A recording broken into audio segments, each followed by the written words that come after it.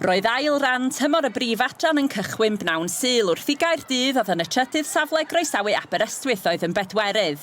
Aeth Caerdydd ar y blaen wedi 20 munud, Catherine Walsh yn gorffen yn gampus ar y foli ei 10fed gôl gyngrair y tymor hwn.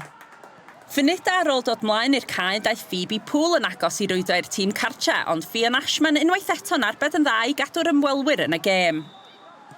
Cafodd y gwyrdd ar duon gyfle euraidd i unioni'r sgôr gyda chwarter awr o'r gêm yn weddill. Libby Isaac yn gwneud popeth yn iawn heblawd ar ganfod Pêl-droed mor anlwcus. Cafodd Aberystwyth i cosbi am fethu'r cyfle yna gyda 5 munud o'r gêm yn weddill. Seren ifan Caerdydd, Phoebe Poole yn darganfod Pêl-droed i sgoriau 10fed gôl gyngrair ar 10 y tymor hwn. Llwyddodd Libby Isaac i sgorio gôl gysur yn hwyr, ond yr adar gleision yn cipio'r fuddigoliaeth mewn gêm hynod gyffrous.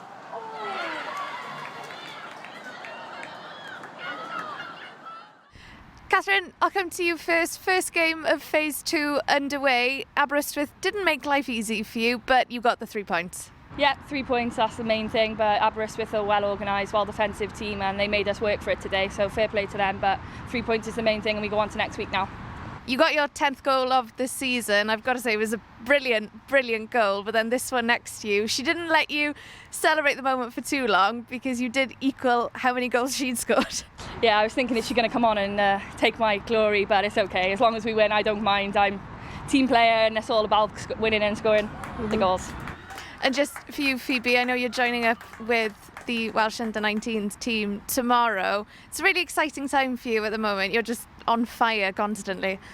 Yeah, it's really good. I think Cardiff has really benefited me as a player, making me more physical and improving my mental game of football. And I think I've been really confident the past couple of games where I haven't been last phase 1, and yeah, they're really helping me and I'm excited to go into camp and hopefully beat Scotland. Beth yw dy farn di ar perfformiad Aberystwyth heddi?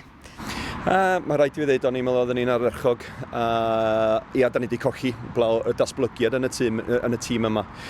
Os da ni'n edrych, be nathon ni'n Caerdydd yn dechrau tymor, nathon ni golli 4 dim, a chwarae teg, dylai wedi bod yn 6 neu 7. A edrych arno ni nawr mewn 6 mis, mae'r datblygiad wedi bod yn anhygol efo'r genethod.